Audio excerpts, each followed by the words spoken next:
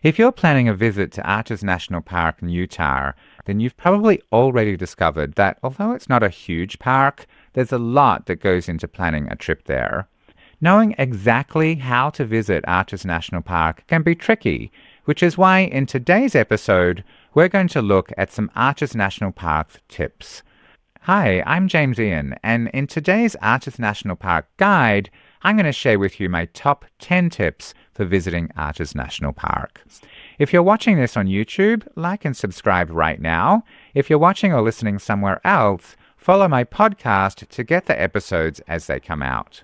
Following these tips will help give you guidance on what to do and what not to do, and this will help give you peace of mind so that you know exactly what to do when planning your trip there and won't be missing out on something or wasting precious time or getting caught unaware.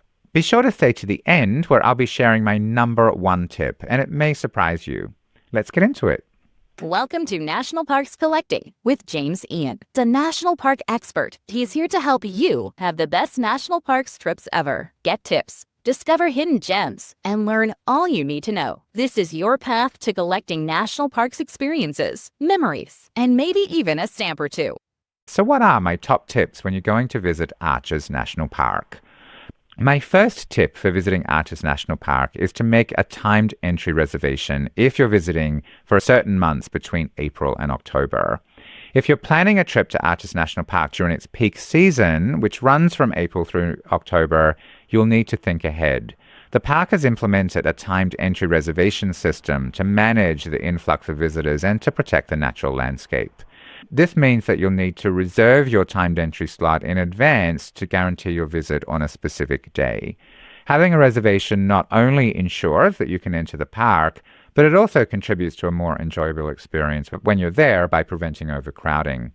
The system is in place for the benefit of all, to maintain the beauty of Arches and to ensure that it can be enjoyed for generations to come. However, it does add an additional thing to do when you're preparing for your trip to the park. You can make reservations online, and it's best to do this as soon as you know your travel dates so the slots do fill up quickly. The dates do vary from year to year, so double check for the dates of your trip. Another tip for Arches National Park is to arrive early or later in the day. The park draws visitors from all over the world, and with popularity comes people, lots of them, even with the timed entry permit system. So to avoid all of the crowds and to make the most of your visit, I recommend aiming to get there early in the morning or late in the afternoon.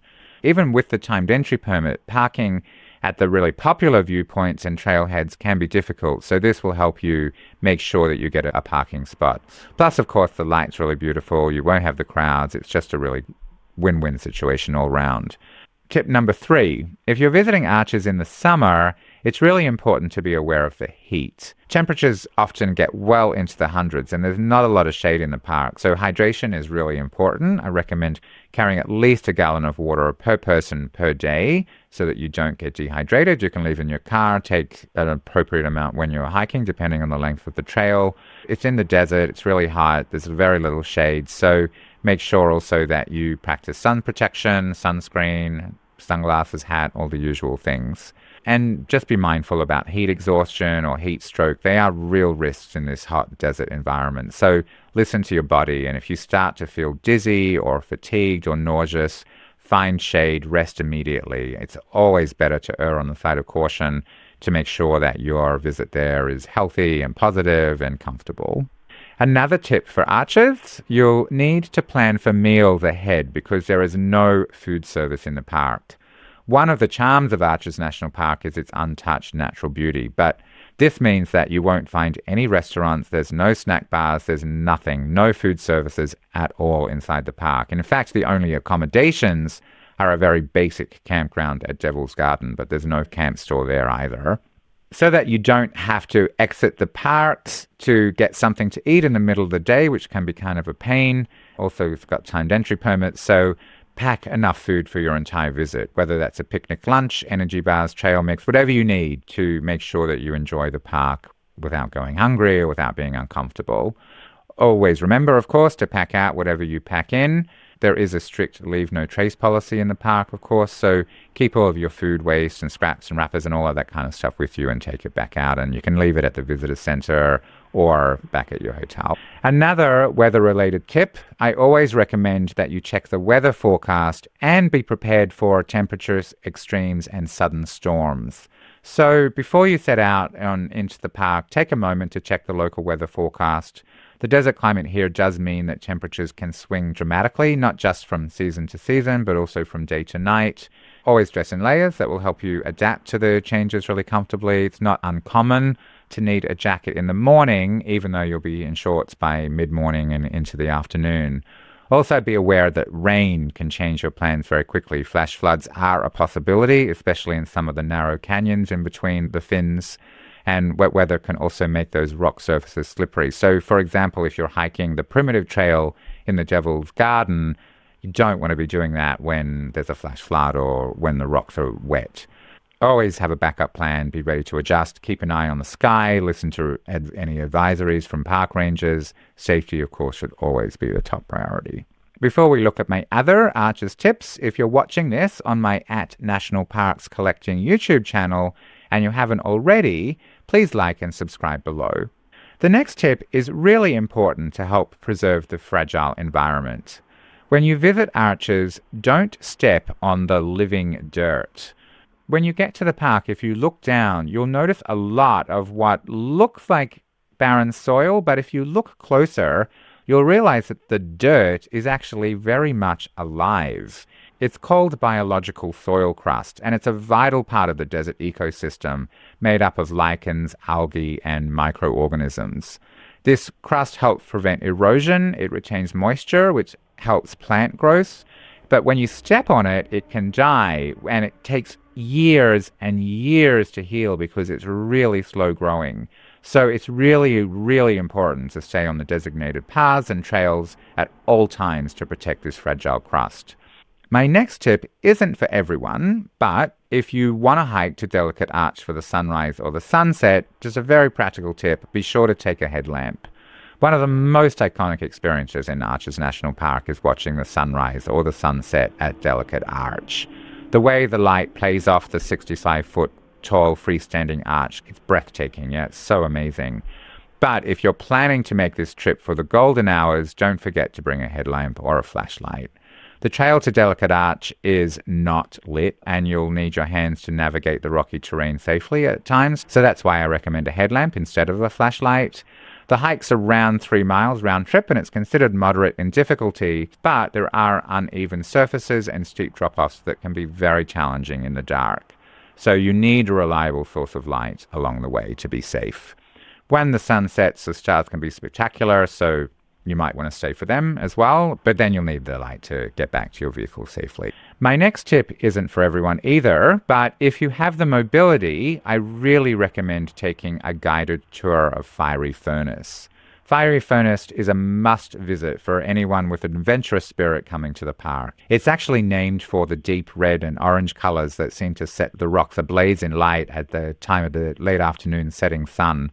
Exploring the Fiery Furnace and actually getting into the labyrinth and amongst these enormous fins, it's a unique experience and it's amazing, but it's not one to take lightly. The area is a natural labyrinth of these really narrow passages and these really tall rock fins, and it's very easy to get lost without a guide. So the only way to visit is two ways. One is with a special backcountry permit, which I recommend only if you really are comfortable navigating your way around this, or on a ranger-led tour. Now, I don't usually love tours, to be honest, but this one is great, and I highly recommend it. They provide not only the navigation through the complex area, but they also provide insights into the geology, the ecology, and the history of the area, which is really interesting. Keep in mind, though, that the Fiery Furnace does require some scrambling over rocks and squeezing in through tight spaces, so it's best suited for those comfortable with some unusual physical activity. Tickets can be purchased online. There's a link below in the show notes or at the visitor center, but they do sell out fast, so plan well ahead. And then picking up the tickets is pretty straightforward. You just need to check in at the visitor center before your scheduled tour time, but then, of course, you need to allow time to drive from the visitor center to the Fiery Furnace, and that's quite a long drive. be careful with the timing and make sure that you allocate time in your itinerary to pick up the tickets beforehand. What's my top tip for planning a trip to Arches National Park? So far, we've looked at 8 tips for the park. We have 2 more to go, so stay to the end to hear my number 1 tip in just a moment. But first, my second last tip. You'll have seen by now that there's a lot that goes into planning a trip to Arches National Park. Although the park isn't huge and it has only one entrance, there are several sections within the park, and even with the timed entry, parking at the popular areas can be a problem. So timing is really important. It can be really difficult to know exactly what to do. In fact, the number 1 thing that people ask me about is how to put everything together into an actual itinerary.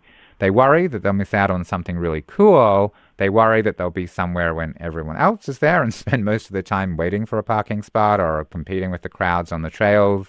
Some of them are traveling with their whole family and kind of stressing about how to keep everybody happy. So if you're looking to maximize your time in Arches National Park without all the stress of planning that, then purchasing a detailed itinerary can be extremely helpful. This is why I've created super detailed itineraries for Arches National Park. The itineraries are designed to maximize your time and to ensure that you see the best of what the park has to offer, but also tailored to various interest levels. They're designed to take away the overwhelm of trip planning by including essential tips for visiting, important park information. There's an hour-by-hour breakdown of activities that are tailored to various fitness levels and interest at the same time. There's detailed descriptions of hikes. There's driving directions, scenic drive details, tips for the best spots to witness the best of the arches, and much more. This allows you to focus on the experience rather than logistics so that you don't miss out on all of the highlights. Whether you're a solo traveler, whether you're traveling with your family or a group of friends, they are designed to help you navigate the park really efficiently and confidently and take away the stress of the planning. Just follow the links in the show notes below. Now, as promised, what's my number 1 tip for Arches National Park? Well, my number 1 tip is actually not about Arches National Park at all. It's also visit Dead Horse Point State Park and Canyonlands National Park when you're there. While Arches National Park is absolutely a destination in and of itself, I really recommend not missing the opportunity to explore the surrounding area at the same time. It's just a very short drive from Arches to Dead Horse Point State Park and Canyonlands National Park, and each has their own unique landscapes and attractions, and they're so close. It's just a shame to miss them at the same time. Dead Horse Point State Park has one of the most spectacular views in the world, I think. It's this really dramatic overlook over the Colorado River and Canyonlands' intricate canyons. Really beautiful. That's it, but totally worth it. Canyonlands National Park is actually divided into 3 distinct sections, and they have different landscapes from each other. There's Island in the Sky, which is really near Arches, the Needles, which is a little further away, and then the Maze, which is kind of quite separate and hard to get into and hard to navigate around. You need a 4-wheel drive. So focus on Island in the Sky and the Needles for most people. Island in the Sky is the most accessible and has lots of panoramic overlooks. Needles is known for the colourful spires and excellent hiking. And the Maze is a remote and challenging wilderness for much more experienced drivers, really. If you want help planning your trip, check the links in the description box below. There's a bunch of planning and booking resources that you can use to plan and book your trip. And keep watching my videos to get even more help so that you can have the best national parks vacation ever. And if you want to get notified about the next episode, subscribe and click below.